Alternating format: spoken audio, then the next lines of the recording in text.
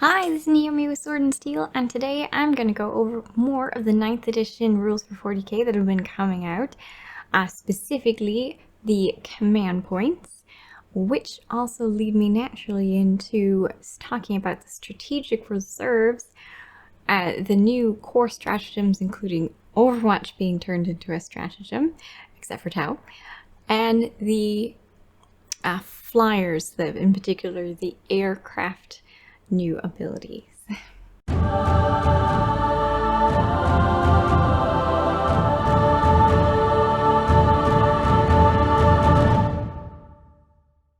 Alright, let's start off with command points, read through all of these rules, and discuss them right after. Alright, so the first thing that you see are the command points that you receive are based on point size, rather than the type of detachment that you put your forces into. Combat Patrol up to 500 points, 3 command points. Incursion 501 to 1000 points, 6 command points. Strike Force 1001 to 2000 points, 12 command points. And Onslaught 2001 to 3000, which equals to 18 command points. And beyond that, there is a command phase now at the very beginning of your turn. If your army is battle-forged, then at the start of your command phase, before doing anything else, you gain 1 command point. This is called the Battle-Forged Command Point bonus. Some abilities found on datasheets and some stratagems are used in your command phase. In addition, some missions have rules that take place in the command phase. Once you and your opponent have resolved all of these rules, if any, progress to your movement phase. The number of detachments in Combat Patrol is 1. This is the maximum number of detachments you can include in an army. Incursion is 2, Strike Force is 3, and Onslaught is 4. Now thus far it doesn't look like they aren't showing the benefits to getting up to your maximum 3 detachments. I assume since there's a maximum, there must be some benefits that they haven't shown us yet. But as it stands, the most beneficial would be to have 1 big detachment, so that you have all 12 of your command points in the 2000 point range. You are going to be needing your command points for other things, such as the strategic reserves, for example. Strategic reserves is something that you do before the battle begins. They haven't given us all of the information about it, but we know that you can put models or units into strategic reserve instead of setting them up on the battlefield, and the amount of units you can put into reserve is based on the command points you spend to do so. There isn't any restriction on who you get to put in reserve beyond that we're aware of yet. So, strategic reserves are based on the combined power rating of units placed into those reserves. The command points to place a unit into a strategic reserve depends on the power rating of those units.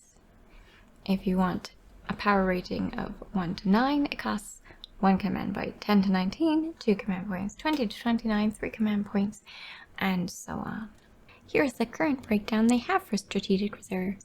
In Battle Round 1, no one's coming in from strategic reserves.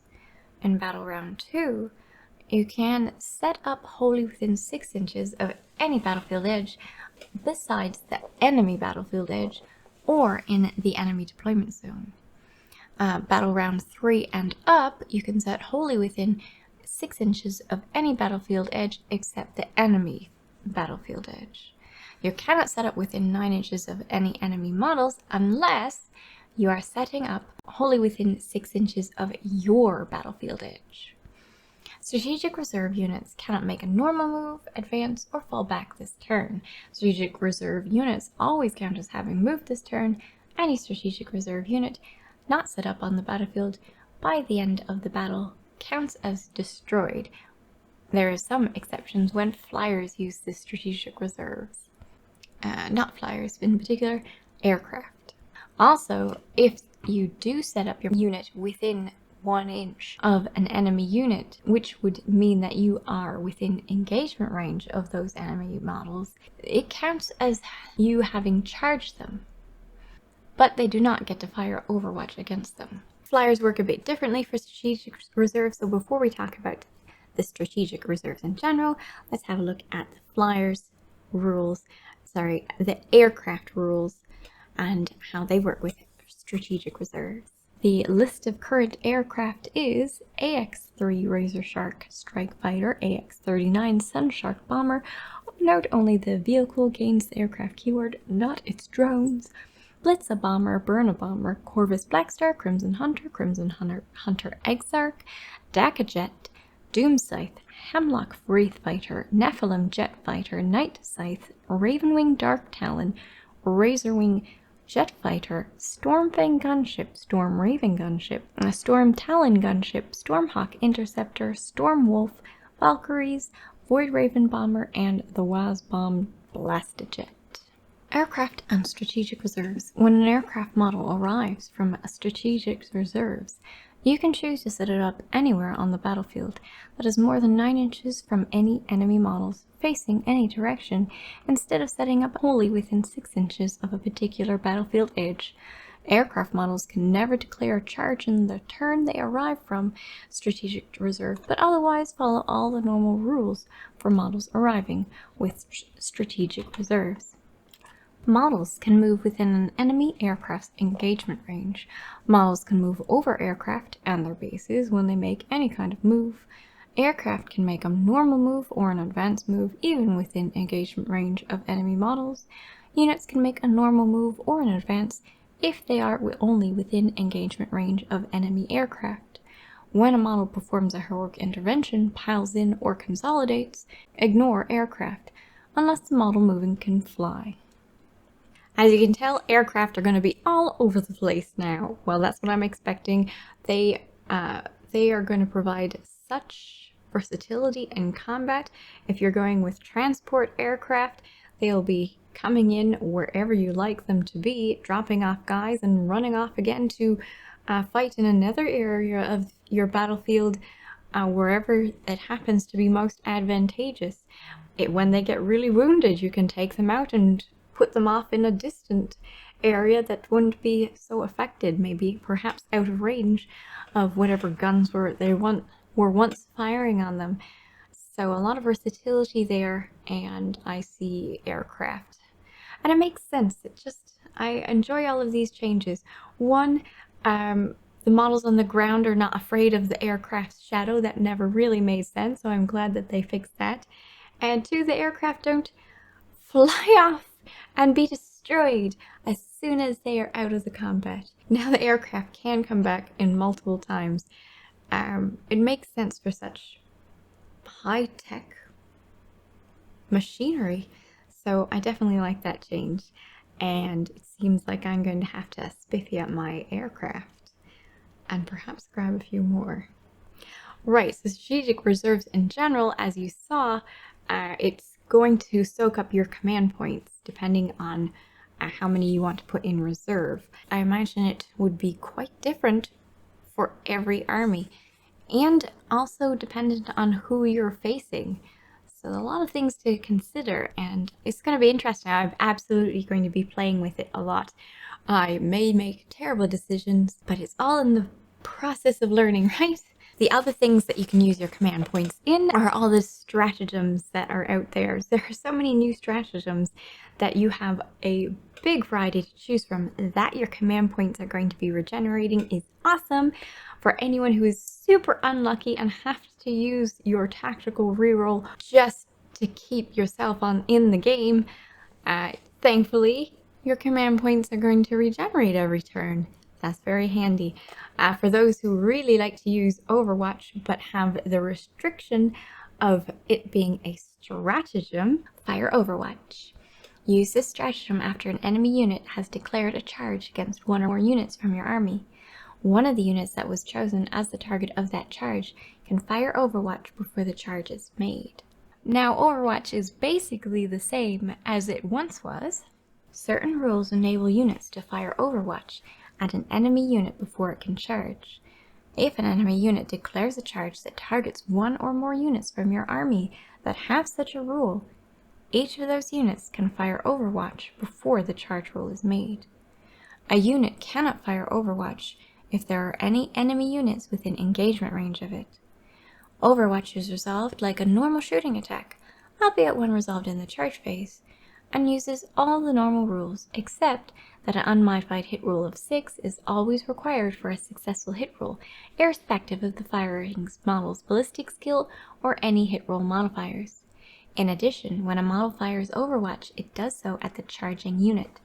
Any rule that states the unit cannot be targeted unless it is the closest target does not apply when firing Overwatch. Now you'll have to choose the particular situation where Overwatch would work for you. Personally, this rule benefits me more than it hurts me. As an AdMech player, if you got within, as an AdMech player for my army anyway, if you got within range for me to have to fire Overwatch, then the game's nearly over anyway. And my sisters, I'm actually going to be gathering Retributor squads and sticking them into my flaming tanks and zooming them on into combat, so not having to worry about Overwatch. Not that the tank probably would have worried too much anyway. It's nice. It's nice. And for the people who we thought would be hurt most of all, because for some reason they didn't reveal this initially, maybe they were deciding to get our feedback before they did, who knows. Tau is not affected by this new Overwatch change. They specifically say that Tau can fire Overwatch for free. So cool. Balanced. The other stratagems that are now for everyone are the Desperate Breakout. Use this stratagem in your movement phase. Select one unit from your army that has not been selected to move this phase, and which is in engagement range with at least one enemy unit. Roll 1d6 for each model in that unit. For each result of one model in that unit of your choice is destroyed. Assuming that unit was not destroyed, it can now attempt to fall back, and when doing so, its models can be moved across enemy models as if they were not there. Any model in that unit that ends its fall back move within engagement range of an enemy model is destroyed. Assuming the unit is not destroyed, it cannot do anything else this turn. Example, it cannot attempt to manifest psychic powers, shoot, declare a charge, be selected to fight, etc., even if it has a rule that would allow it to do so after falling back. This is absolutely circumstantial, and you would probably barely use it at any point, but you now can, and since the secondary objectives are going to be a major thing with your missions that won't necessarily have anything to do with fighting, it might be advantageous at that very last second to use this stratagem and grab that objective. On the other hand, with cut them down 1 command point. Use this stratagem when an enemy unit falls back, before any models in that unit are moved. Roll 1d6 for each model from your army that is within engagement range of that enemy unit. For each result of 6, that enemy unit suffers 1 mortal wound.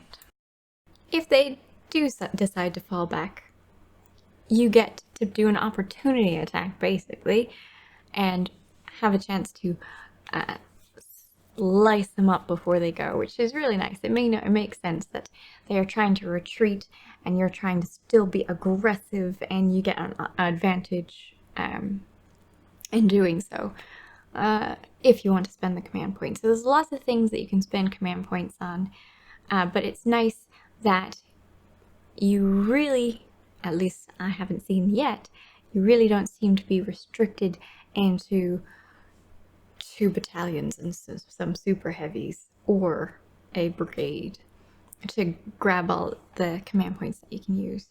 I definitely like that. I think it's awesome because I like flexibility in army building. Please comment below on anything that you find interesting about the new rules, anything you like, anything you don't like. Have a discussion with me. Thanks for watching. I hope you have a great one. Bye!